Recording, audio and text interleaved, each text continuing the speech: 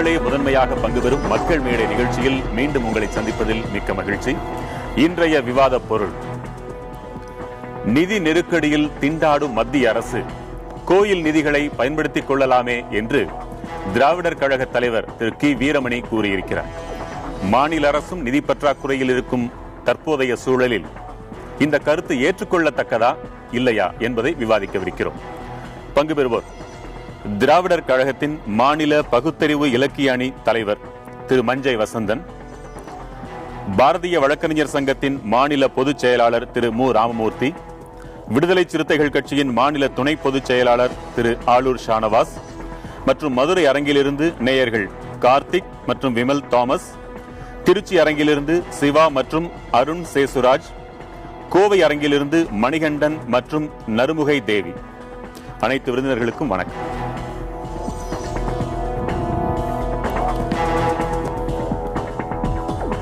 திரு மஞ்சை வசந்தன், ஒரு புராதனமான கேள்வியிலிருந்து உங்ககிட்ட தொடங்க. நீங்க எப்பவுமே இந்த கோவில் நிதி, கோவில் சொத்து, கோயிலை கிண்டல் பண்றது இதுதான் பண்ணுவீங்க. ஒரு வக்ஃபு வாரியத்தையோ பள்ளிவாசலையோ ஒரு தேவாலய சொத்துக்களையோ அல்லது இன்னும் பிற மதங்களையோ தொடவே மாட்டீங்க. இதுதான் கேள்வி. உங்களுடைய கேள்வியா? ஆமா, மக்கள் சார்பாக. மக்கள் சார்பாக முதல்ல உங்களுடைய கேள்வியில ஒரு திருத்தம் நான் எதிர்பார்க்கிறேன். கோயில் சார்ந்தவைகளை கேலி செய்ய வேண்டும் என்பது திராவிடர் கழகத்தினுடைய நோக்கமோ அல்லது தந்தை பெரியாருடைய இலக்கோ அல்ல. என்ன இருக்கிறதோ அதை முலாம் பூசாமல், போட்டோகிராஃபிக் புகைப்பட கண்ணோட்டத்தோடு பார்க்காமல், எக்ஸ்ரே பாயிண்ட் ஆஃப் வியூவில் சொல்றது எப்பவுமே திராவிடர் கழகத்தினுடைய இயல்பு. அந்த அடிப்படையில் இந்த விஷயத்திலையும் ஒரு பொருளாதார கண்ணோட்டத்தோடு இது அணுகப்பட்டிருக்கிறதே தவிர யாரையும் கேலி செய்யவோ புண்படுத்தவோ அல்லது எந்த ஒரு அமைப்பையோ நாம் குற்றம் சொல்லுவதற்காக இது செய்யவில்லை. இந்த அறிக்கையிலிருந்து நான் சொல்ல முடியும், அது கல் என்பது எங்களுக்கும் தெரியும், ஆத்திகர்களுக்கும் தெரியும். கல்லின் மேல் ஒரு பொருளை ஏற்றி வைத்து நாங்கள் அதை வணங்கிக் கொள்கிறோம். எங்கள் நம்பிக்கை அது. அவர் என்ன வெளிநாட்டுக்கா ஓடி போக போறார்? செய்தால் திருப்பதி ஏழுமலையான் கோவித்துக் கொண்டு வெளிநாட்டிற்கா போய் விடுவார்? இது என்ன? அது பகுத்தறிவு சார்ந்த கேள்வி. அதுல நக்கலுக்கு வேலை இல்லை. பகுத்தறிவு சார்ந்த கேள்வி. இன்னொன்று, உங்களுடைய கேள்விக்காக இன்னொரு கருத்தை நான் சொல்ல ஆசைப்படுகிறேன். இந்த அறிக்கையை வெளியிட்ட திராவிடர் கழகத்தினுடைய தலைவர் அவர்கள் ஒரு இயக்கத்தினுடைய தலைவர் மாத்திரமல்ல, அவர் ஒரு சிறந்த வழக்கறிஞர். ஒரு வழக்கறிஞர் மாத்திரமல்ல, அவர் சிறந்த பொருளியல் வல்லுனர். அதற்கு 2 உதாரணங்களை நான் உங்களுக்கு சொல்ல விரும்புகின்றேன். அண்ணாமலை பல்கலைக்கழக வரலாற்றில் மிக உயர்ந்த தங்க விருதினை பெற்றவர். இதில் இன்னொரு சிறப்பம்சம், சிதம்பரத்தில் இருக்கக்கூடிய நடராஜர் கோயில் சார்பிலே வழங்கப்பட்ட பொருளாதாரத்துறைக்கு சிறந்த மாணாக்கனுக்கு சிறந்த பொருளியல் அறிவுடையவர் என்பதற்காக வழங்கப்பட்ட சிதம்பரம் நடராஜர் கோயில் சார்பில் வழங்கப்பட்ட விருதையும் பெற்றவர். இந்த அறிக்கையை பொறுத்தவரை சமுதாய கண்ணோட்டத்தோடு இன்றைய சிக்கல் நன்றாக சீர்தூக்கி பார்க்க பெற்று லண்டர் ஆஃப் த லாஸ்ட் ரிசார்ட் என்று சொல்வது போல எய்ப்பினில் வைப்பு. கோயில்கள் எப்பவுமே எய்ப்பினில் வைப்பாகத்தான் பயன்படுகின்றன. லண்டர் ஆஃப் த லாஸ்ட் ரிசார்ட். எல்லா இடத்திலுமே வெள்ளம் பூந்து போகுதுன்னு சொல்லும்போது புகலிடமே இல்லை, பள்ளி கிள்ளி எல்லாம் முடிச்சாச்சுன்னா கடைசியா புகழக்கூடிய இடம் கோயில்கள். அது மாத்திரமல்ல, அந்த காலத்தில் கோயில் என்று சொல்றதே நாம் பிற்காலத்திலே அங்க கடவுளை உட்புகுத்துகிறோம் தவிர கோயில் என்பது மன்னர்களுக்கு உரியது. கோ என்றாலே அரசன், மன்னனுக்கு உரியது. கோபுரம் ஏன் வைத்தார்கள்னா கோபுரம். புரிகிறது. இதை உங்களுடைய முதற்கட்ட வாதமாக நான் முடிச்சிடுறேங்க. அப்ப இது எல்லாமே மன்னர்கள் சார்ந்து, மன்னர்களுடைய கஜானா, மன்னர்களுடைய முக்கியமான ஆவணங்கள் எல்லாமே சேமித்து வைக்கக்கூடிய ஒரு இடமாகத்தான் அது இருந்தது. அந்த அணுகுமுறையிலே ஒரு பொருளியல் வல்லுநர் என்கிற அடிப்படையிலே இன்றைக்கு நாடு தகிக்கக்கூடிய அந்த நிலையிலே மக்கள் மீது சுமையேற்றாமல் கோயில்களில் இருக்கக்கூடிய வருவாயை நீங்கள் பயன்படுத்தலாம். அதுவும் இனாமாக இல்ல, முறை தவறி இல்ல, வட்டிக்கு பெற்று பத்திரங்கள் கொடுத்து விட்டு பயன்படுத்தலாம் என்று அறிவுபூர்வமாக பொருளாதார ரீதியாக நல்ல ஒரு தீர்வினை, ஒரு ஆலோசனை. இதே அறிவுபூர்வமாக மற்ற மதங்களின் நிதி நிர்வாகத்திலும் நீங்கள் இதே ஆலோசனையை சொல்கிறீர்களா என்பதுதான் கேள்வி. அதாவது பெரியார் இயக்கத்தை பொறுத்தவரை கடவுள் இல்லை என்று அவர்கள் சொல்லுகிற போது இந்து மத கடவுள்கள் இல்லை, அல்லாஹ் இல்லை, இயேசு இல்லை என்ற பாகுபாடலை, கடவுள் இல்லைன்னா கடவுள் இல்லை. அதே போல நிதியை பயன்படுத்துங்கள் என்று சொன்னால் அதற்கு எல்லா நிதியுமே அனைவருக்குமே பொருந்தும் சொன்னீங்க. எல்லாத்துக்கும் பொருந்தும். நம்ம பேசலாம். திருச்சியில் இருக்கும் சிவா, உங்களுடைய கருத்து என்ன, வாதம் என்ன? இல்லை, நம்மளுடைய தோழர் சொன்னது மாதிரி இன்னைக்கு அரசாங்கங்கள் பலவிதமான வளர்ச்சி திட்டங்களை திட்டுவதற்கு போதிய பணம் இல்லைங்கிறதா அவங்களுடைய மிகப்பெரிய ஒரு விஷயமாக இருக்கின்றது. இன்னைக்கு இந்தியா முழுமைக்கு இருக்கக்கூடிய கோவில்களில் பல லட்சம் கோடி ரூபாயை பணமாகவும் பொருளாகவும் நகைகளாகவும் இருக்கின்றது. உதாரணத்துக்கு திருவனந்தபுரத்தினுடைய பத்மசாமி கோவிலில் பல லட்சத்துக்கும் அதிகமான வைர நகைகள் எடுக்கப்பட்டிருக்கின்றது. ஆனால் அப்படியாப்பட்ட இந்தியாவில் தான் இன்றைக்கு கழிவறைகள் இல்லாத தேசமாக இருக்கின்றது. வெறும் 40 விழுக்காடு மட்டுமே இன்னைக்கு கழிவறை கொண்ட ஒரு தேசமாக இருக்குது. ஆனால் கோவிலில் இருக்கக்கூடிய நிதியை வைத்து என்ன செய்கின்றார்கள்? ஆக இந்தியாவில் வளர வேண்டிய கல்வி, வேலையில்லா திண்டாட்டம் உள்ளிட்ட பல்வேறு பிரச்சனைகளும் இன்றைக்கு இருக்கின்ற சூழலிலே கோவில்களே பல லட்சம் கோடி ரூபாய்கள் முடங்கி கிடக்கின்றன. அது நம் நாட்டினுடைய வளர்ச்சிக்கு பயன்பட வேண்டும். நம்மளுடைய தோழர் சொன்னுடைய கருத்தை நான் முழுமையாக ஆதரிக்கின்றேன். இன்னொரு விஷயம், இங்கு கோவில் என்று சொல்லும் பொழுது இஸ்லாமியர்களாக இருக்கட்டும் அல்லது கிறிஸ்தவர்களாக இருக்கட்டும், அவர்களுக்கு எதிரானவர்கள் அல்ல நாங்கள். அதே நேரத்தில் இந்து மதத்தில் இன்று இருக்கக்கூடிய மடங்கள், மடாதிபதிகளாக இன்றைக்கு இருக்கக்கூடிய பல்வேறு மடாதிபதிகள் கோடிக்கணக்கான ரூபாய்களை சுருட்டி கொண்டிருக்கின்றார்கள். தர்மம் என்கின்ற பெயரிலே அதர்மத்தை செய்து கொண்டிருக்கின்றார்கள். ஆக மத சிறுபான்மையினரையும் மத பெரும்பான்மையினரையும் ஒரு சேர பார்க்க முடியாது என்பதுதான் திட்டவட்டமாக இந்த நேரத்தில் நான் பதிவு செய்ய விரும்புகின்றேன். திரு ராமமூர்த்தி, உங்கள் பதில்.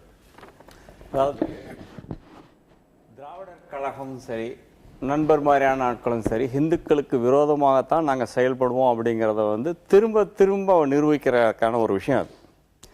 ஏனென்றால் புள்ளி விவரங்களின்படி பார்த்தால் தமிழ்நாட்டில் ஹெச்ஆர்என்சி அதில் இருக்கின்ற அந்த வருவாய், அந்த கட்டடங்கள் அது மூலமாக வருவாய் கிட்டத்தட்ட வெறும் 65 கோடி ரூபாய் அளவுக்கு தான்.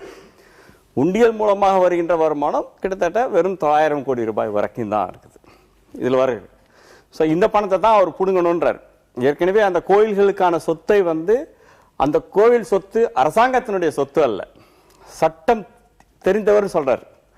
சட்டம் தெரிந்தவர்கள் அப்படி சொல்ல மாட்டாங்க. சட்டம் தெரிந்தவர்களுக்கு எல்லோருக்கும் தெரிந்த விஷயம், கோவிலினுடைய சொத்து மூலவருக்கே சொந்தமானது. அரசாங்கம் ட்ரஸ்டி, தர்மகர்த்தாவா தான் இருந்து செயல்பட முடியுமே தவிர்த்து கோயிலுடைய சொத்து அரசாங்கத்தினுடைய சொத்து இதை பேங்க் நேஷனலைசேஷன் பண்ண மாதிரி இவங்க நினைச்சு பேசிட்டு இருக்காங்க. இல்ல, அது முழுக்க அரசாங்கம் எடுத்துக்கணும்னு அவர் சொல்லல.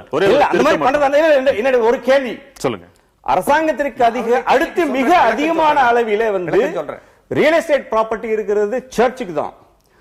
கிட்டத்தட்ட தென்னிந்திய திருச்சபை என்று சொல்லப்பட்டால் கிட்டத்தட்ட 22 டயசிஸ்ல 18 பிஷப் மேல கிரிமினல் கேஸ் இருக்கிறது, ஊழல் வழக்கு இருக்கின்றது. சோ அதை பத்தி எல்லாம் இவங்க யாரும் பேசுறதுக்கு தயாராக இல்லை. அதே மாதிரி பாத்தீங்கன்னா வக்ஃப் வாரிய சொத்துக்களும் கூட பாத்தீங்கன்னா பல லட்சம் கோடி ரூபாய் வரும். அதை பத்தி இவங்க செகுலரிசம், அது இஸ்லாமியர்களை பத்தியோ கிறிஸ்தவர்களை பத்தி இல்ல. நீங்கள் கோயில் சொத்து அப்படின்னு சொன்னா உங்களுக்கு நெஞ்சிலே உறுதி இருந்தால் நீங்கள் நேர்மை, அதாவது இன்டெலெக்சுவல் டிஸ்ஆனஸ்டின்னு சொல்றேன். நேர்மை உங்களுக்கு நேர்மை குறைவு, நேர்மை குறைவின் காரணமாக தான் உங்களால கிறிஸ்தவர்களை பத்தி பேச முடியாதுங்கிறத வெளிப்படையா சொல்றேன். சிஎஸ்ஐ வேற, டயசிஸ் வேற. கிறிஸ்தவ மதத்திலே சிஎஸ்ஐ வேற, டயசிஸ் வேற. Sir 18 diocese arch bishop 18 CSI bishop மேல கிரிமினல் கேஸ் இருக்குது. கிரிமினல் கேஸ் போட்டது வெளியாளுங்க கிடையாது, அரசாங்கம் கிடையாது. சர்ச் உறுப்பினர்கள் தான் போட்டுருக்காங்க. அதை விட்டுவிட்டு சிஎஸ்ஐ நியாயமற்றது. இல்ல, நீங்க நேர்மையானவனாக இருந்தால், நான் திராவிட கழகத்தையும் அவரையும் சொல்றேன், உங்களுக்கு கொஞ்சமாவது மனசுல நேர்மை இருந்திருந்தால் எடுக்கணும் அப்படின்னு தீர்மானம் பண்ண உங்களால எல்லாத்தையும் எடுக்க முடியாது. ஊருக்கு அழைச்சவன் பிள்ளையார் கோயில் ஆண்டிய மாதிரி இந்துக்கள் இழுத்தவாயர்கள் அவள் தலை எப்பயுமே மொட்டையடிக்கலாங்கிறதா உங்களுடைய கருத்து. இந்துக்களின் ஆலயங்களில் மட்டும் சில கோடின்னு சொல்றீங்க. இஸ்லாமிய 65 கோடி தான் வருமானம். மிகப்பெரிய அளவில் அந்த ஊழலுக்கு காரணம் திராவிட கலாச்சாரம் தான். அதையும் நான் சொல்லக்கூடிய இல்ல, இவங்களுக்கு மட்டும் சில கோடிகள், அவங்களுக்கு மட்டும் லட்சக்கணக்கான கோடிகள் சொல்றீங்களே, இது நியாயமான புள்ளி விவரமா? நியாயமான புள்ளி விவரம் வர வேண்டிய வருமானத்தை திராவிட கழகம் அவங்களுடைய ஆட்சியில திமுகவும் சரி அண்ணா திமுகவும் சரி அந்த அரசியல்வாதிகளுக்கு தான் பணம் போவதை தவிர்த்து கோயிலுக்கு பணம் போகல. கிட்டத்தட்ட 4000 கோடி ரூபாய் வர வேண்டிய இடத்துல வெறும் 65 கோடி ரூபாய் தான் அங்க வருமானம் வருகின்றது. வக்ஃப் வாரியங்களை பத்தி தொடங்குறீங்க, அதை பற்றி முழுமையா சொல்லி முடியுங்க. வக்ஃப் வாரியங்களிலும் என்னன்னா அதுவும் என்னன்னா, ஆனால் அதுல வந்து என்னன்னா வக்ஃப் வாரியம் என்பது வந்து ஒன் ஸ்டெப். கவர்மெண்ட் வந்து சூப்பர்வைஸ் பண்றதுக்கு மட்டும் அங்க அதிகாரம் இருக்கின்றது. அவர்களுக்கும் அதிகமான சொத்துக்கள் இருக்கின்றது. கிறிஸ்தவ சொத்துக்களை பொறுத்த மட்டும் எந்த விதமான அமைப்பும் கிடையாது. HRNC இந்து அமைப்புக்கு இருக்கிறது. முஸ்லிம் சொத்துக்களை பாதுகாப்பதற்காக சூப்பர்வைசரி மட்டும்தான், கண்ட்ரோல் கிடையாது, அட்மினிஸ்ட்ரேஷன் கிடையாது. அதெல்லாம் சம்பந்தப்பட்ட முத்தவலி அவங்க தான் பார்த்துக்கணும். ஆனால் அங்க வந்து வக்ஃபோட வந்து சூப்பர்விஷன் மட்டும் இருக்குது. கிறிஸ்தவர்களை பொறுத்த மட்டும், ஏனென்றால் பிரிட்டிஷ்காரன் ஆட்சியில இருந்தான், அவங்க ஆட்சியில தான் கிறிஸ்தவம் வந்தது. சோ ஆட்சி அவர்கள் கையில இருந்ததுனால அவர்களுக்கு வந்து தனியாக தேவைப்படவில்லை நினைச்சாங்க. அது சுதந்திரத்துக்கு அப்புறம் அதே நிலை தான் தொடர்கின்றது. ஆனால் நீங்க எந்த ஊருக்கு போனாலுமே பெருநகரங்கள், சென்னை உள்பட்ட பெருநகரங்களில் மிக பெரிய அளவிலான ரியல் எஸ்டேட் சொத்து அரசாங்கத்திற்கு அதிகமாக வைத்து இருப்பது நாடு முழுக்க, இந்தியா முழுக்க கிறிஸ்தவங்களா, அது ரோமன் கத்தலிக்கா இருக்கலாம், இல்ல வந்து புராட்டஸ்டன்டா இருக்கலாம், வேறு பிரிவுகளா இருக்கலாம். மிகப்பெரிய கல்வி நிறுவனங்கள் வந்த பிறகுதான் இந்திய அளவிலே அதிகப்படியான உங்களால முடியல, மக்கள் படிக்க ஆரம்பிச்சிருக்கிறாங்க. வாய்ப்பு கொடுக்கிற போது திறக்கிறோம். ஒரு கிறிஸ்தவ கல்வி நிறுவனங்கள்லாம் வந்த பின்னாடிதான் அநேக மக்கள் வந்து முதலாக நுழையக்கூடியவர்களா நுழைஞ்சிருக்கிறாங்க. அதுக்கு முன்பு இங்கு படித்தவர்கள் யார் என்று பெரியார் திராவிட இயக்கத்தினுடைய கேட்க விரும்புகிறேன். வரலாறு தெரியாம சொல்லாதீங்க. கல்வி நிறுவனங்கள் நேரம் நிறைய இருக்கு, பேசுங்க, சொல்லி முடிங்க. சேசுராஜ் வரலாறு தவறாக சொல்லாதீங்க. தரம்பால் காந்தியவாதி சொல்லியிருக்காரு. இல்லைங்கய்யா, வரலாறு தவறாக இல்லை. நன்றாக சற்று சிந்தித்து பாருங்கள். ஆங்கிலேயர்கள் வருவதற்கு முன்பாக இந்திய சமுதாயத்திலேயே, குறிப்பாக நமது சமுதாயத்திலே யார் மட்டும் படித்துக் கொண்டிருந்தார்கள்? ஆங்கிலேயர் வந்த பிறகு இந்த கல்வி யாருக்கெல்லாம் கொடுக்கப்பட்டது? இல்ல, இதுவும் தவறான கருத்து. இதை நான் சேலஞ்ச் பண்ணுவேன். அதாவது ஒரு பொய்யை திரும்ப திரும்ப சொல்றதுனால அந்த பொய் நிஜமாகி விடாது நண்பரே. கல்வி நிறுவனங்கள் எத்தனை பேர் படிக்க உள்ளுக்கு வந்தாங்க? அதாவது 2.5 லட்சம் திண்ணை பள்ளிக்கூடங்கள், பல்வேறு பள்ளிக்கூடங்கள், சமுதாயத்தின் அனைத்து தேவதாசிகள் உள்பட்ட அனைவருமே படித்து வந்தார்கள். ஆங்கிலேய ஆட்சிகள் வந்து கிறிஸ்தவத்தை பரப்புவதற்காக அவைகள் எல்லாம் அழித்து ஒழிக்கப்பட்டன. ஆங்கிலேயர்களுடைய அடிவருகள் தான் தீகக்காரங்க, அவங்களும் பேச மாட்டாங்க. இந்த வக்ஃப் வாரியத்தை இந்த விவாதத்திலிருந்து எடுத்துடலாமா திரு ராமமூர்த்தி? ஆங்கிலேயர்கள் ஒரு நொடி, நீங்க வக்ஃப் வாரியத்தை பத்தி அதிகமா சொல்ல, அவங்களுக்கு ஒரு கண்காணிப்பு அமைப்பு இருக்குது, அதுல ஒன்றும் பெரிதாக சொத்து எடுக்கிறது இல்ல, அமைப்பு இருக்கிறது, அவர்களுக்கும் சொத்து அதிகமா இருக்கின்றது. நீங்க சொத்து எடுக்கணும்னா நீங்க எல்லா மதத்தை சார்ந்தவருடைய சொத்தை எடுங்க. ஏற்கிறீங்களா? ஈக்குவாலிட்டி கிளாஸ் எல்லாருமே வரட்டும். குறிக்கிடாம பேசலாம். ஒரு நொடி, இடையில ஒரு தெளிவு மட்டும் சொல்லிடுறேன். தோழர் சொல்லுகிற பொழுது ஆசிரியருடைய, அதாவது தமிழர் அந்த திராவிடர் கழகத்தினுடைய தலைவருடைய அறிக்கையை சரியா அவர் புரிஞ்சுக்காமலே பேசிட்டு இருக்காரு. சொத்தை எடுக்கிறது, அதை எடுக்கிறது, அப்புறம் அரசியல்ல ஊழல், இவங்கெல்லாம் இப்படி இந்த தனிநபர் விமர்சனத்தெல்லாம் தூக்கி ஒரு அக்கத்தை வச்சுட்டு விவாதத்தினுடைய அடிப்படை பொருளை நாணயத்தோடு அணுகும்படி நான் கேட்டுக்கொள்கிறேன். நாணயமே இல்லாம சேர்ந்தவர்களை பற்றி அவர் சொல்லும் பொழுது இவர்கள் ஆண்டுக்கு 100 கோடியில் இந்து தர்ம பிரச்சாரமாம், அதன் விவரத்தை அளிக்க வேண்டாமா என்றவரைக்கு அடுத்ததாக கிறிஸ்தவர்களின் கல்வி தொண்டு, மருத்துவ தொண்டு ஆகியவற்றுக்கு முன் இது எம்மாத்திரம் என்றும் சொல்லியிருக்கிறார். இப்ப உங்க பதில சொல்லுங்க. என்னுடைய பதில் இப்ப முதல்ல ஒரு கேட்டதுக்கு சொல்லிடுறேன். இப்ப ஆசிரியருடைய அறிக்கை, தலைவருடைய அறிக்கை என்னன்னு கேட்டா, ஒரு நிறுவனம், அது கோயிலா இருக்கட்டும் மற்றதா இருக்கட்டும், அந்த நிறுவனத்தினுடைய உபரியை அரசு வந்து பத்திரங்களை வெளியிட்டு கடனாக பெறுவது வழக்கம். அது ஓபன் மார்க்கெட் ஆபரேஷன் என்று பொருளாதாரத்தில் சொல்லுவாங்க, வெளிச்சந்தை நடவடிக்கை என்று சொல்லுவார்கள். அந்த அடிப்படையில் அவர் என்ன சொல்றாருன்னா, இவர் சொல்றது போல சொத்தை எடுத்துக்கலாம் சொல்லல, உபரியாக இருக்கக்கூடிய நிதியை நிறைய இருக்கு, தங்கமாகவும் பணமாகவும் நிறைய இருக்கு. இன்னைய சூழ்நிலை எப்படி இருக்குன்னு கேட்டீங்கன்னா, பெட்ரோலினுடைய விலை, டீசலினுடைய விலை, கச்சா எண்ணெயினுடைய விலை ஏராளமா குறைந்த ஒரு சூழ்நிலையில கூட அந்த பலன் மக்களுக்கு போய் சேரவில்லை. காரணம் எதனால சேரவில்லைன்னு சொன்னா, விலை கச்சா எண்ணெய் குறைந்து பெட்ரோல் டீசல் விலை குறைய வேண்டிய நேரத்திலே மத்திய அரசு என்ன செய்கிறதுனா வரியை விதித்து அதை காம்பன்சேட் பண்ணிடுது பழையபடி. இது மக்களுக்கு சுமையாக இருக்கிறது. அதே போல மானியங்களை பூரா வெட்டி கொண்டு இருக்கிறார்கள். இதனால சுகாதாரத்துக்கு கிடைக்க வேண்டிய மானியம், உயர்கல்விக்கு கிடைக்க வேண்டிய மானியம், விவசாயிகளுக்கு கிடைக்க வேண்டிய மானியம் எல்லாம் ரொம்ப பாதிக்கப்படுது. நீங்க அரசாங்கம் ஏழையின் மேல சுமையை சுமத்தாமல் கோயில்களிலே இருக்கக்கூடிய வருவாயை பத்திரங்களை வெளியிட்டு கடனாக பெற்று அந்த நிதியை பயன்படுத்தி கொண்டு ஒரு குறிப்பிட்ட காலத்துக்கு பிறகு வட்டி போட்டு அதை கொடுத்துருங்க. அப்படின்றதா சொல்லி இருக்கிறாங்க. சரி, இதை விரிவா பேசலாம். ஷானவாஸ், உங்களுடைய முதற்கட்ட கருத்தை சொல்லுங்க. அதாவது ஆசிரியர்களுடைய அறிக்கையில ஒரு சின்ன திருத்தத்தை நான் எதிர்பார்க்கிறேன். என்னன்னா, அவருடைய எதிர்பார்ப்பு ஒட்டுமொத்த மக்களுக்கும் இந்த கோவில் பணத்தை ஒட்டுமொத்த மக்களுக்கும் செலவு செய்ய வேண்டும், ஒட்டுமொத்த மக்களுடைய தேவைகள் நிறைவேறுவதற்கு பயன்படுத்த வேண்டும் என்பது அவருடைய பார்வையாக இருக்கிறது. அது ஒரு எக்ஸ்ட்ரீம் லெவலான ஒரு கோரிக்கை தான். ஆனா முதற்கட்டமாக நான் அதில் என்ன பார்க்கிறேன்னா, இந்த கோயிலுக்கு, பள்ளிவாசலுக்கு, தேவாலயங்களுக்கு வழங்கப்பட்டிருக்கிற பணம், சொத்து என்பது யாருடையது? அந்த கோயிலை நிர்வகிக்கிற நிர்வாகிகளுடையதல்ல, அது மக்களுடையது தான்.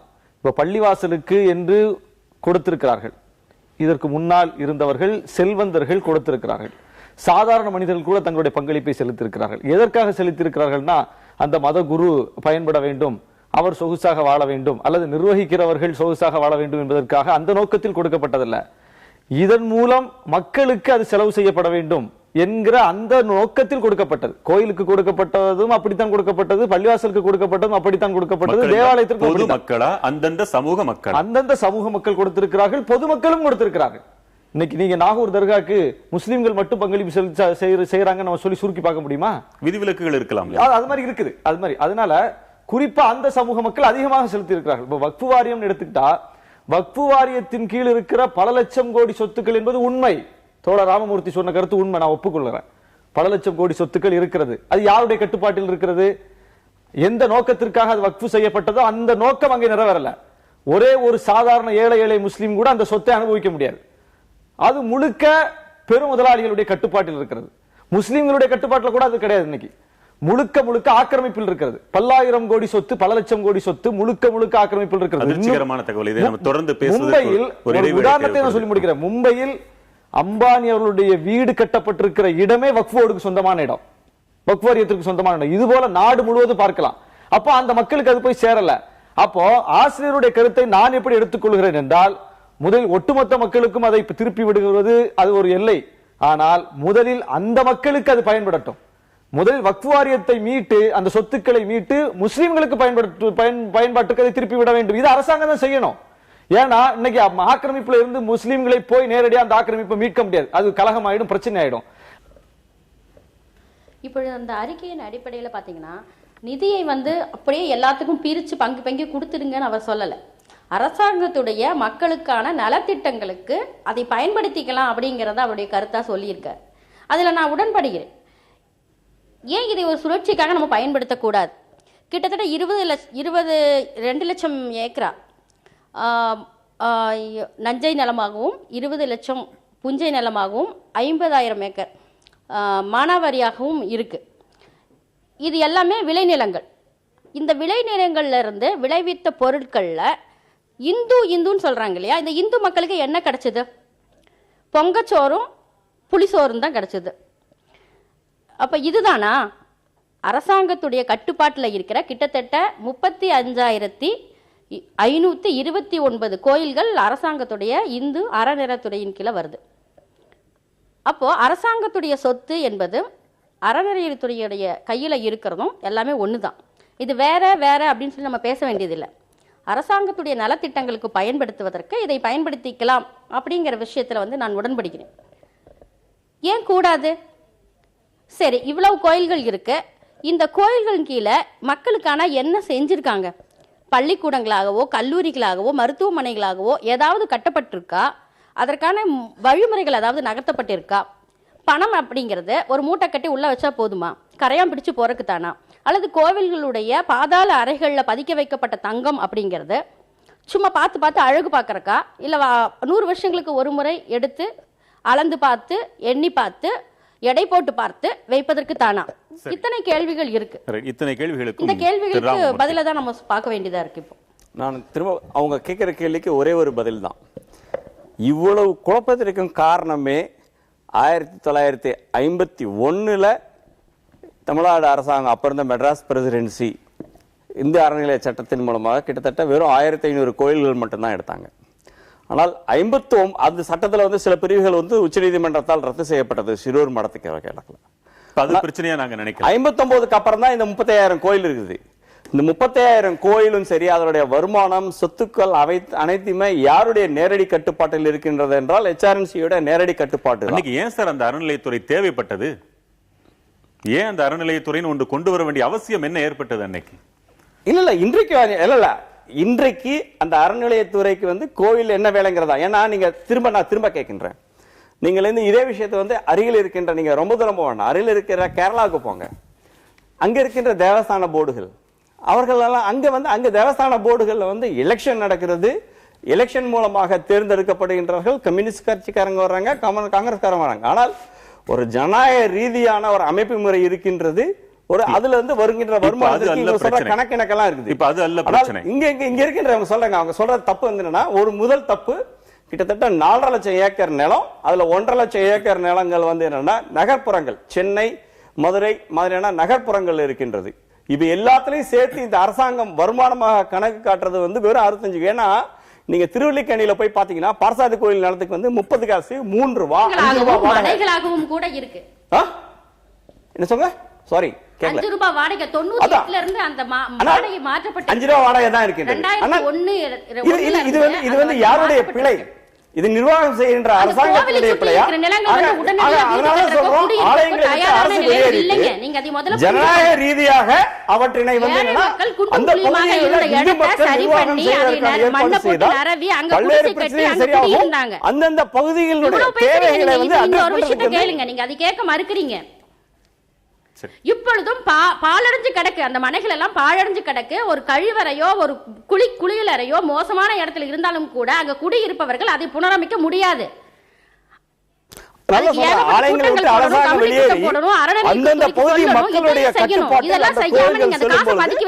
ஜனநாயக ரீதியாக அதை நடைபெறட்டும், அவ்வளவுதான் நான் சொல்றேன்.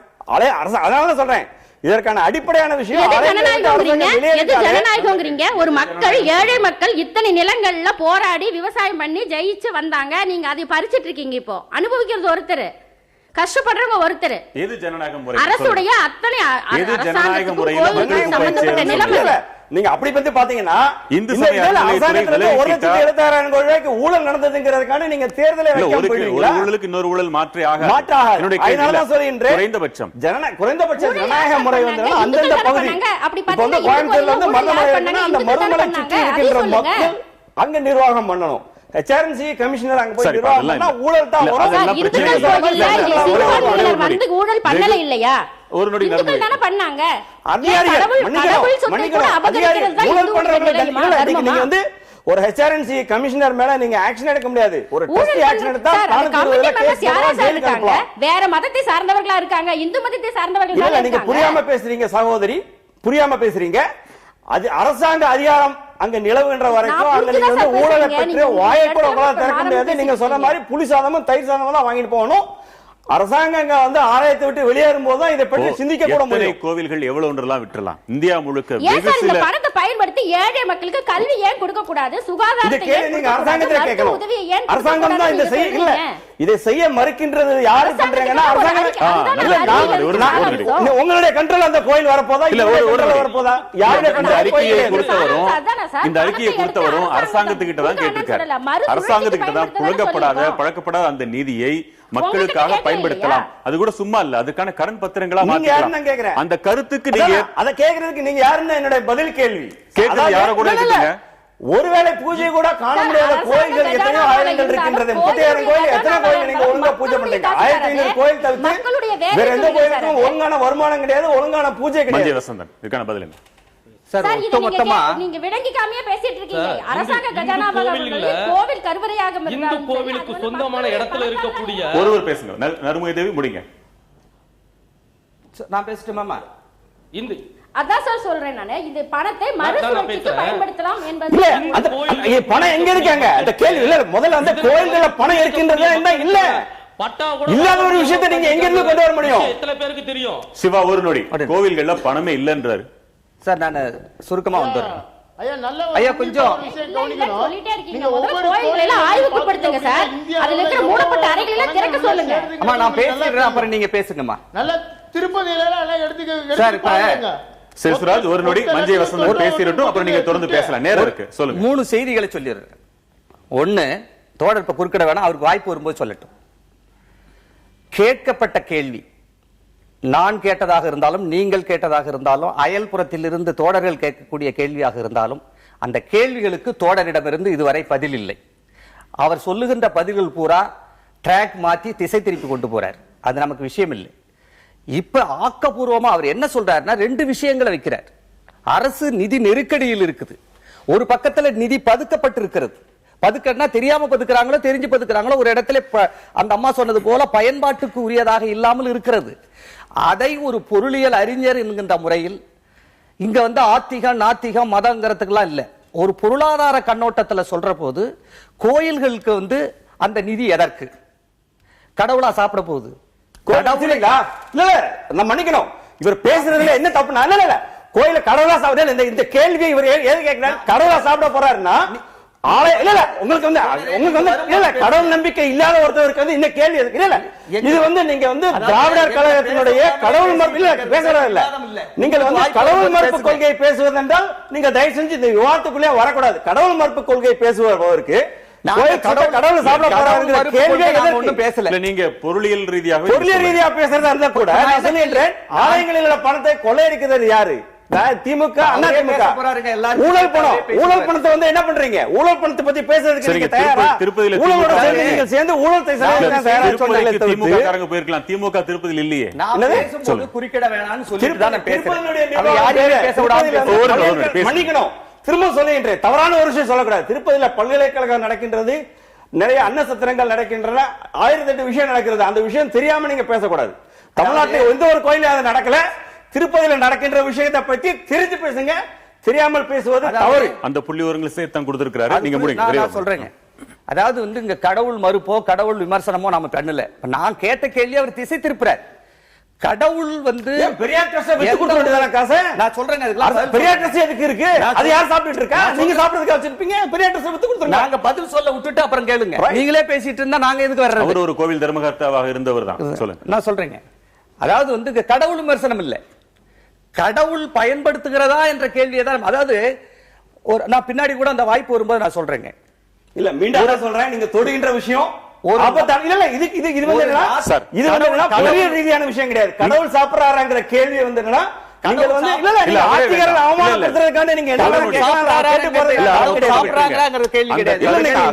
சாப்பிட போறாரு, கடவுளா எடுத்து செலவு பண்றாருன்னு கேட்டீங்கன்னா என்ன அர்த்தம்? இல்ல ஒரு நொடி, அது வேற விஷயம். அதை பத்தி பேசணும், அதை பத்தி மட்டும் பேசலாம். ஒரு நொடி ராமமூர்த்தி, இப்ப நாங்க அந்த என்ன கேட்டிருக்காரோ அதைத்தான் நம்ம கருத்தில் எடுத்துக்கிறோம். நீங்க அவங்க யாருன்னு கணக்கில் எடுத்துக்கிறதா இருந்தா அந்த கேள்வியை என்னுடையதாகவே நான் ஆக்கிக் கொள்கிறேன். அந்த கருத்தில் உங்களுக்கு உடன்பாடு உண்டா இல்லையா? நிச்சயமா இல்ல, அதான சொல்லுகின்றேன். இன்றைக்கு திருப்பதி கோயில் கூட வந்து ஆந்திர பிரதேச அரசாங்கத்தினுடைய கட்டுப்பாட்டில் இருந்தாலும் கூட ஒரு பல்கலைக்கழகம் இருக்கின்றது, மருத்துவக் கல்லூரி இருக்கின்றது, எவ்வளவோ எஜுகேஷனல் விஷயம் இருக்கிறது. சென்னையில கூட ஒண்ணு இருக்கின்றது. சென்னையில டி நகர்ல கூட ஒண்ணு நடத்துகின்றார்கள். அந்த மாதிரி மலைக்கும் மடுவுக்குமான வேறுபாடு இருக்குது. நடத்த முடியாது. ஒரு கோயில் நடத்த முடியுதுன்னா தமிழ்நாட்டில் இருக்கிற கோயில் எதுலையுமே ஏன் நடத்துறேன்னா உங்க குறுக்கீடு இல்லாம சார் ஹிந்துக்களை ஏன் இல்ல இதுல ஹிந்துக்களை ஏன் நீங்க குறை சொல்லுங்க? அரசாங்கத்தின் மீது சாட்ட வேண்டிய குற்றச்சாட்டை நீங்க ஹிந்துக்கள் மேல சுமத்துறீங்க. எல்லாருக்கும் பொதுவாகத்தான் சொல்றேன்னு சொல்லிட்டாரு சார். திசை திருப்பல் வேண்டாம். நாங்க வந்து கடவுள் சார்ந்து பேசல, அவர் தான் மாத்துறாரு அந்த கதையை. கடவுள் சார்ந்து இந்த நிதிகள் வந்து சேருகின்றன. நாம சொன்னது என்னன்னா அது மக்களுக்கு பயன்படணும். வந்து அவங்களே என்ன சொல்றாங்க, ஆன்மீக சிந்தனையில என்ன சொல்றாங்கன்னா மக்கள் தொண்டு மகேசன் தொண்டு.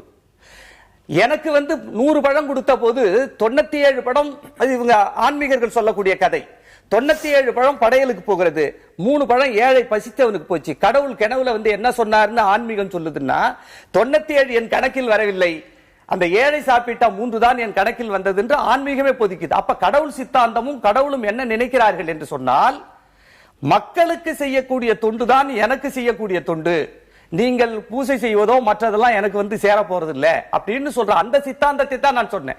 கடவுள் வந்து எதிர்பார்ப்பது, கடவுள் சித்தாந்தம் எதிர்பார்ப்பது, ஆன்மீகம் எதிர்பார்ப்பது என்னன்னா மனித நேயம். மனித நேயம் என்பது என்ன என்று சொன்னால் தன்னை ஒத்த மக்களுக்கு அது முதலில் போய் சேர வேண்டும் அப்படின்றது. அந்த அணுகுமுறையில தான் இந்த அறிக்கை விடப்பட்டிருக்கிறது. ஒரே ஒரு நொடி சரி, இந்து மதத்தை மட்டுமே நம்ம பார்க்க வேண்டாம். இது முதலில் அவர் விடுத்தது அறிக்கை யார் என்பதையெல்லாம் நம்ம விட்டுடலாம். ஒரு அரசியல் இயக்கத்தில் இருக்கக்கூடிய இஸ்லாமிய சமூகத்தைச் சேர்ந்தவரை சொல்லியிருக்கிற லட்சக்கணக்கான கோடி ரூபாய் பணம் தங்கள் சமூகத்தின் சார்ந்த வக்ஃப் வாரியத்திலும் இருக்கிறது, அதுவும் பெருமுதலாளிகளுக்கு மட்டுமே பயன்படக்கூடியதாக இருக்கிறது ஓப்பனாவே சொல்லியிருக்கிறார். அதற்கும் நீங்கள் சொல்வதெல்லாம் முற்றிலும் பொருந்த வேண்டும். ஆனால் அது அறிக்கையில் ஏன் இல்லை என்பது மற்றும் ஒரு கேள்வி. அவரே ஒத்துக்கிற பட்சத்தில் நீங்க ஏன் சொல்லல என்றது ஒரு கேள்வி. நியாயமா ரெண்டு பக்கம் இருக்கட்டும். திராவிடர் கழகத்தின் சொத்துக்களையும் ஊரறியும். உங்ககிட்ட உள்ள சொத்துக்களை வைத்து நீங்கள் மனிதாபிமான உதவிகள் எத்தனையோ கல்லூரிகள் நடத்தலாம். முழு பணத்தையும் அப்படியாவே நடத்துறீங்க. திருப்பதி கோவில்ல எப்படி ஒரு குறிப்பிட்ட அளவு தொகையை மருத்துவமனைகளுக்காகவும் கல்விக்காகவும் பயன்படுத்துகிறார்களோ அதே போலதான் நீங்களும் பயன்படுத்துறீங்க. ஒரு சின்ன உதாரணம் உங்களுக்கு நான் கொடுக்கிறேன். தந்தை பெரியார் அவர்கள் ஒரு பைசா சேர்த்தது, இதை தற்பொழுது கல்வி நிறுவனங்களாக மற்றதுகளாக விரிவுபடுத்தியிருக்கிறோம். திராவிடர் கழகத்தினுடைய அறக்கட்டளையை பொறுத்தவரை அது தணிக்கைக்கு உட்படுத்தப்பட்டு ஒவ்வொரு பைசாவும் வரவு செலவு பார்க்கப்படுகிறது. இது இங்க இப்ப நாம சொல்ற அவர் பட்ஜெட் போட்டு காட்டியிருக்கிறாரு கோயில்கள்ல, அதை போல ஒன்னும் குவிஞ்சு கிடக்கல. அதுக்கு ஒரு எக்ஸாம்பிள் நான் சொல்றேன் கேளுங்க. ஒரு சாதாரண 8 பக்கத்துல ஒரு பத்திரிகை நடத்தவே திராவிடர் கழகம் அல்லாடி கொண்டிருக்கிறது. யாரோ ஒரு தனிநபர்கள்லாம் தொலைக்காட்சி தொடங்கி விட்ட போது கூட ஒரு பகுத்தறிவு பிரச்சாரம் செய்யக்கூடிய நேரத்தில் இன்னும் திராவிடர் கழகத்தால ஒரு தொலைக்காட்சி கூட தொடங்க முடியாத நிலைதான் அங்க பொருளாதாரம் இருக்கிறது. ஆகையினால அங்க ஏதோ குவிஞ்சு கிடக்குது. நான் என்ன சொல்றேன், அவங்க கிட்ட மீதி இருந்தாலும் கடன் பத்திரம் கொடுத்தா அவங்க கிட்ட எக்ஸஸ் இருந்தா வட்டி கொடுக்க போறாங்க. அவங்க கேட்கிற வட்டி கேட்டா கொடுக்க போறாங்க. நன்றி. திராவிடர் கழகத்தோட நோக்கம் வணிக நோக்கங்கிறத தெல்ல தெளிவாக இதை விட யாரும் சொல்ல முடியாது. நன்றி. நீங்க திராவிடர் கழகத்தினுடைய நோக்கம் இந்த மாதிரி குறுக்க கொஞ்சம் கொணர்றாருங்க. இது நியாயமான வாதம். நியாயமான வாதம் இல்ல. உங்களுடைய நோக்கம் உங்களுடைய சொத்தை நீங்க வணிக செய்வீங்க. அது என்ன தர்ம காரியம் பண்றீங்க? இவர் ஒத்துக்கிட்டாரு. ஏராளமான தர்மம் பண்ணிட்டு ஒரு தர்மம் பண்ணல. நீங்க திராவிடர் கழக திடலே பணத்துக்கு தான் நீங்க வாடகை விடுறீங்க. முழுக்க முழுக்க வணிக நோக்கத்தை ஒரு அமைப்பு. நீங்க ஆளூர் ஷானவாஸ் ஏற்றுக்கொண்டதை உங்களால் ஏற்றுக்கொள்ள முடியாமல் இருப்பதற்கு என்ன காரணம் இன்னும் நம்ம டீப்பா விவாதிக்கணும். அதாவது சார், இதுவரையும் பேசின ஒவ்வொருத்தரும் பாத்தீங்களா அவங்களோட அரசியலை பத்தி தான் பேசுறாங்களோ, யாருமே பொதுமக்களை கரெக்டா பேசல. இவங்க சொல்ற மாதிரி நாளைக்கு இந்த ஒவ்வொரு கோயில்ல இருக்கிறதை நம்ம பாத்துக்கிட்டாங்கன்னா என்ன நடக்கும்னா, நம்ம மன நிம்மதிக்காக கோயில்ல போய் சாமி கும்பிட போயிட்டு இருக்கோம், அது கூட இன்கம் டேக்ஸ் நாளைக்கு கட்டுற மாதிரி ஒரு சூழ்நிலை ஆயிரும். இன்னைக்கு கோயில்ல போய் ஜாதிகள் கட்டுப்படுத்தி ஜாதி வேறுபாடு இல்லாம தான் உள்ள போயிட்டு இருக்கோம். ஆனா பணக்காரர் ஏழைன்ற வேறுபாடு அதிகமா இருக்கு. அது பணக்காரனா இருந்தானா 500 ரூபாய் 1000 ரூபாய் கட்டி நீ முன்னாடி போய் சாமி கும்பிட்டு அப்படின்றாங்க. ஏழையா இருந்தா லைன்ல இருந்து கடைசியில் நின்றுறாங்க. நாளைக்கு இதே இது அரசாங்கம் இதை கைப்பற்றி வந்தா 500 ரூபாய் நாளைக்கு என்ன 1500 ரூபாய் கட்டு அப்படின்வாங்க. ஏன்னா கோயில் நிர்வாகம் என்ன சொல்லணும்னா எனக்கு போக மிச்ச காசு நான் அரசாங்கத்துக்கு ஒப்படைச்சானோ, அதனால இன்கம் டாக்ஸ் ஒவ்வொருத்தரும் உள்ள நுழையிறதுக்கு இன்கம் டாக்ஸ் கட்டணும் அப்படின்னு ஆயிரும். ஒரு மன நிம்மதியா ஒரு சாமிகிட்ட போய் வேண்டிக்கிறது கூட நாளைக்கு ஒரு இன்கம் டாக்ஸ் கட்டி சாமி கும்பிடுற மாதிரி ஒரு சூழ்நிலை உருவாயிரும்ன்றதுதான் பொதுமக்களோட கருத்து. ஏன் திக கட்சியினர் இந்த அளவுக்கு சொல்லியிருக்காங்க. ரொம்ப இது கார்த்திக், இப்போ பொதுப்படை எல்லாரையும் இதுல அரசியல் தான் பேசுறாங்க அப்படின்னு சொன்னாங்க. நீங்க பேசுனது கூட அரசியல் இருக்குன்னு சந்தேகிக்க வாய்ப்பு இருக்கா ஷானவாஸ்? இல்ல, நான் பேசுனது அரசியலே கிடையாது. முழுக்க முழுக்க மக்களுடைய மனநிலையிலிருந்து நான் பேசுறேன். இன்னைக்கு நீங்க குறிப்பா இஸ்லாமியர்கள் யார்கிட்ட போய் கேட்டாலும் தெளிவா சொல்லுவாங்க. அந்த மக்கள் இன்னைக்கு அவர்களை பிரதிநிதித்துவப்படுத்துகிற இயக்கங்கள் எல்லாம் வீதியில் இறங்கி இந்த மக்கள் வேலை வாய்ப்பு இல்லாம இருக்காங்க, கல்வி இல்லாம இருக்காங்க என்று வீதியில் இறங்கி அரசாங்கத்திடம் கோரிக்கை வைக்கிற அளவுக்கு போராட்டம் நடத்தக்கூடிய அளவுக்கு நிலைமை இருக்கு. ஏன்னா அப்போ திரு மஞ்சள் வசந்தன், ஒரு முறை அந்த பணத்தை கடன் பத்திரங்களா எடுத்தாச்சுன்னு வைங்க, ஏதோ நிதி நெருக்கடிக்காக அப்பப்போ போய் என்ன பேங்க்ல லோன் வாங்குற மாதிரி ஒரு தடவை எடுப்பீங்க. அப்புறம் உங்க நிதி கொள்கையை நிதி மேலாண்மையை சிறப்பாக வச்சுக்காம இப்படி எல்லாம் ஆலோசனைகள் ஒரு முறை தானே தாங்கும். இல்ல, உங்களுடைய கேள்வி நியாயமான கேள்வி. அவங்க என்ன சொல்றாங்கன்னா, இன்றைக்கு உங்களுடைய நிதி பற்றாக்குறைக்கு மக்கள் மீது சுமையை சுமத்தாதீர்கள், மக்களால் கொடுக்கப்பட்ட பணம் மக்களுக்கே பயன்படுகின்ற வகையிலே அந்த சுமையை தவிர்த்து விட்டு நீங்கள் இதை கடனாக பெற்று பயன்படுத்தினால் மக்களுடைய சுமை குறையும் என்பது அவர் ரொம்ப தெளிவான அறிக்கையில சொல்லியிருக்கிறார். இதுல எந்த ஒளிவு மறைவும் இல்லை, இதுல அரசியல் இல்ல. அவரு பேசுனது அரசியல் இல்ல, நாங்க பேசுறதுல அரசியல் கிடையாது. மக்கள், நான் தான் சொன்ன பாருங்க, பக்தன் நாத்திகன்கிறதுக்கு இங்க வேலையே இல்லை. பக்தனும் நாத்திகனும் ஒரு புள்ளியில் சந்திக்கலான்னு சொன்ன, அதான் மனிதநேய புள்ளி. அந்த மனிதநேய புள்ளியில் அடிப்படையில் இருந்து தான் இந்த கருத்து சொல்லப்பட்டிருக்கிறது. அதுதான் இங்க விவாதிக்கப்படுகிறது. அப்படி பார்க்கிற போது அவர் பட்டியல் கொடுக்கிறார் எவ்வளவு பாருங்க. நான் ஒரு உதாரணம் சொல்றேன் பாருங்க. திருப்பதி கோயில்ல இருந்து வங்கியில டெபாசிட் பண்ணிருக்க வைப்பு நிதி மூலம் எவ்வளவுன்னு கேட்டா 7000 கோடி. அப்ப அவங்க ஏற்கனவே வங்கியில டெபாசிட் பண்ணிட்டு தானே இருக்கிறாங்க. அவர் என்ன கேட்கிறாருன்னா, அதை மடைமாற்றி அரசு ஊழல் பணங்கள் எவ்வளவு இருக்குன்றதை சொன்னாங்க. அந்த வைப்பு நிதியை கணக்குல எடுத்துக்க மாட்டேன்றீங்களே. எந்த வைப்பு நிதி? ஒவ்வொருத்தரோட ஊழல் பணம் எவ்வளவு இருக்கு, ஒவ்வொருத்தரோட வைப்பு நிதி, ஒவ்வொரு அமைச்சர்கள் இருக்கட்டும், ஒவ்வொரு இது வந்து அரசியல்வாதிகள் இருக்கட்டும், அவங்களோட வைப்பு நிதி எவ்வளவு நீங்க பாருங்க.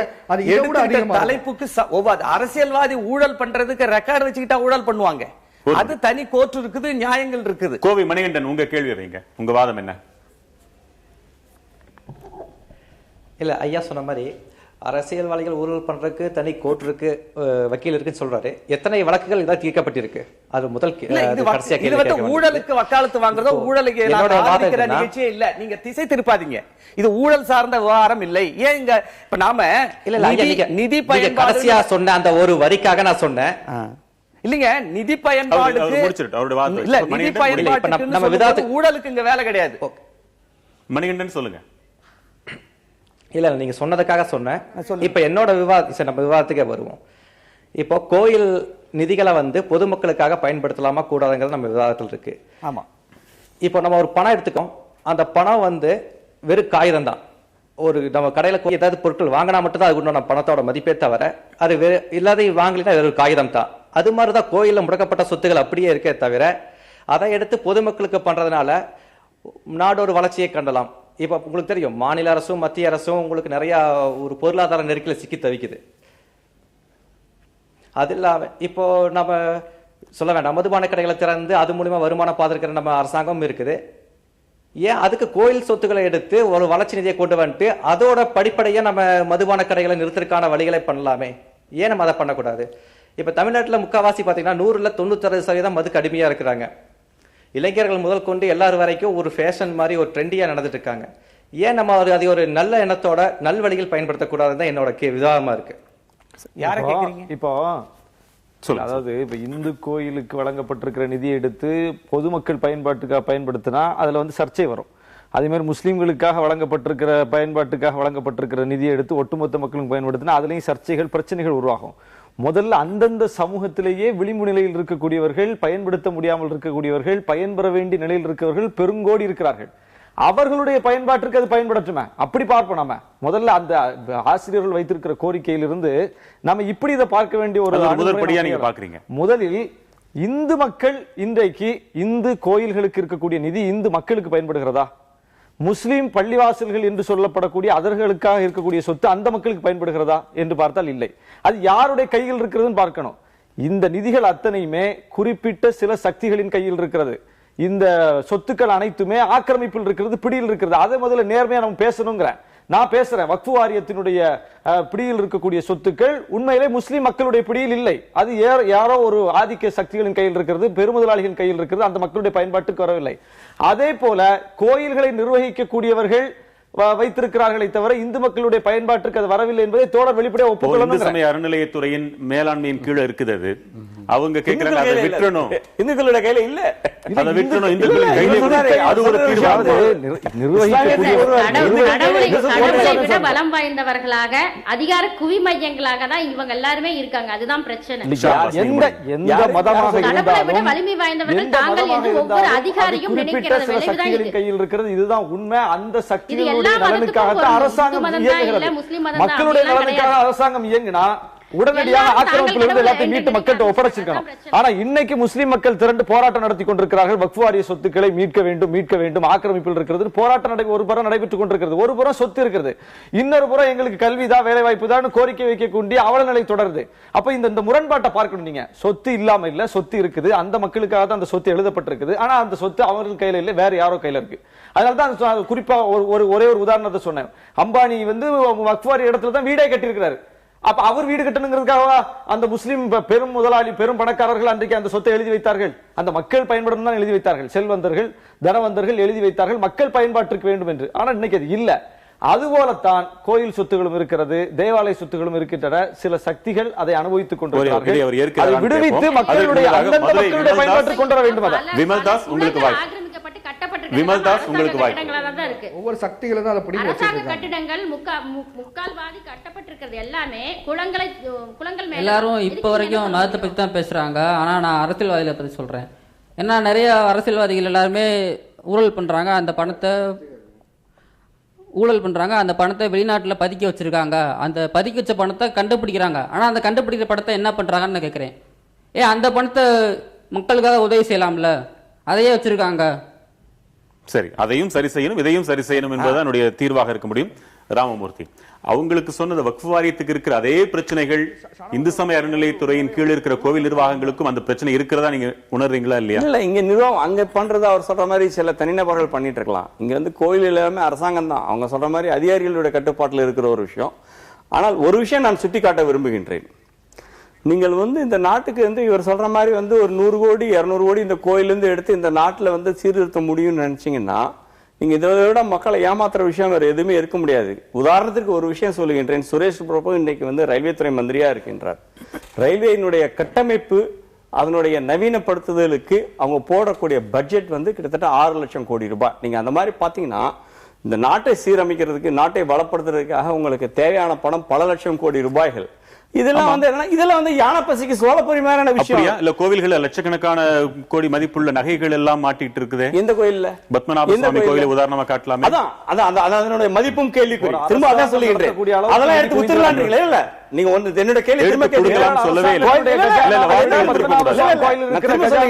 திரும்ப சொல்லுகின்றேன். அது இல்ல, மதச்சார்பு பெற்ற அரசாங்கம் நீங்க சொல்றீங்க.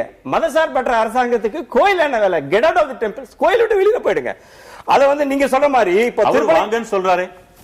அவர் மதச்சார்பற்ற நாடு தான் மதிக்கிறாரு. ஆனா வக்ஃப் வாரிய சொத்துக்களை நிர்வகிக்க இந்தியாவே வான்னு சொல்றாரு. அவர் என்ன சொல்றாருன்னா அவருக்கு இருக்கிற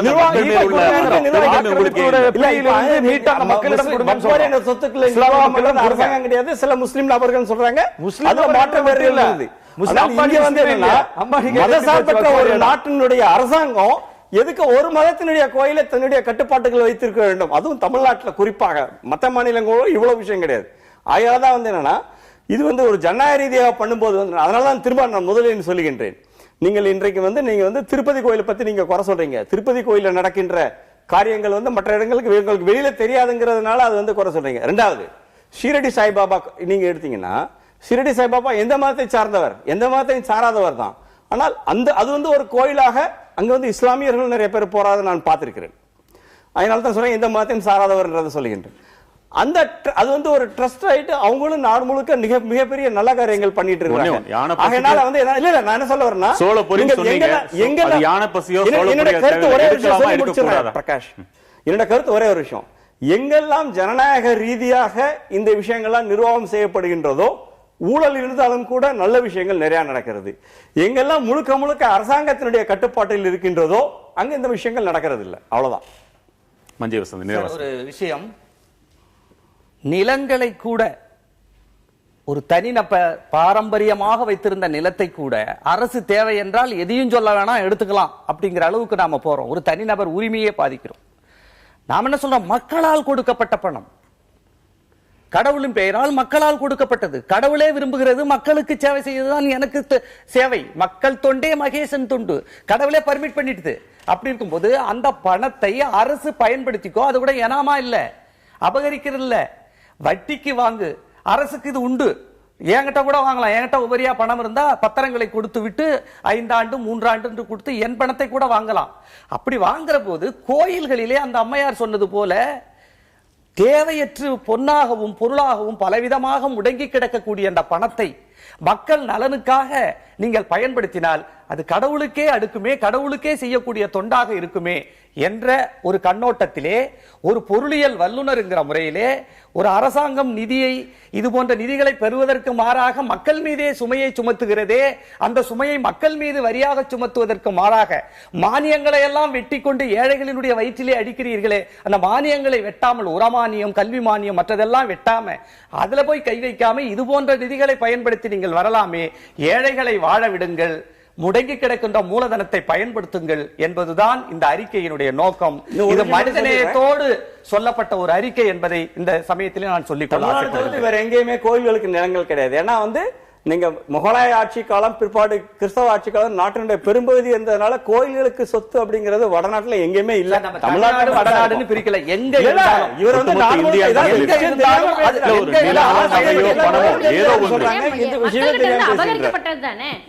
எங்க இருந்தாலும் பயன்படுத்திங்க. ஒரு விஷயத்தை கிளியர் பண்ணிட்டோம். நான் அதிகமா எடுக்க மாட்டேன். இங்க பேசப்பட்டதிலே ஒரு தெளிவு வேண்டும். அறநிலையமா இருக்கட்டும் மற்றதா இருக்கட்டும் நிர்வாக சீர்திருத்தங்கள் என்பது வேறு. இப்ப ஆசிரியர் அறிக்கையில நிர்வாக சீர்திருத்தத்தை பத்தி பேசுற நீங்க அங்க ஊழல் நடக்குது, அங்க முறைகேடு இருக்கு, அந்த பணம் தப்பா பயன்படுத்துங்கிறது ஆசிரியர் அறிக்கை அல்ல. நிர்வாக சீர்கேடு சரி செய்யப்பட வேண்டும்னா அது தனி விவாதம். இப்ப சொல்றது அது சீர்கேட்டுல இருக்கோ எப்படி இருக்கோ, அவங்க கிட்ட பணம் இருக்கு, அது முடங்கி கிடக்கிறது, அதை பயன்படுத்து என்று சொல்லக்கூடிய வாதம் தான். நிர்வாக சீர்திருத்தத்துல கிட்டத்தட்ட 4000 கோடி ரூபாய் வரும். அதுல நிறைய மக்கள் தொகை செய்யலாம். 65 கோடி ரூபாய் வச்சுட்டு ஊழல் பண்றதுக்கு தான் நீங்க பேசுறீங்க. தனி விவாதம் கிடையாது. உங்களுடைய ஆசிரியர் ஊழல்வாதிகளுக்கு சார்பாக பேசுகின்றார். ஊழல் இருந்தாலும் எங்கு சீர்கேடு இருந்தாலும் களையப்பட வேண்டும், கண்டிக்கப்பட வேண்டும். மக்கள் பார்த்துக்கிட்டு இருக்காங்க. மக்கள் எதையும் கேட்க துணிந்து விட்டார்கள் நீங்க நேரிலே பாத்தீங்க. பகுத்தறிவின் பெயரை சொல்லி சொன்னாலும் அவர்கள் சீர்தூக்கி பார்க்க தயாராகிட்டாங்க. மதத்தின் பெயரை சொன்னாலும் அவர்கள் சீர்தூக்கி பார்க்க தயாராகிட்டாங்க. எதுவும் கேள்விக்குட்படும். அதுவே மக்கள் மேடை. உங்கள் பங்களிப்புக்கு மிக்க நன்றி. மற்றொரு முக்கிய தலைப்பில் மீண்டும் சந்திக்கலாம். வணக்கம்.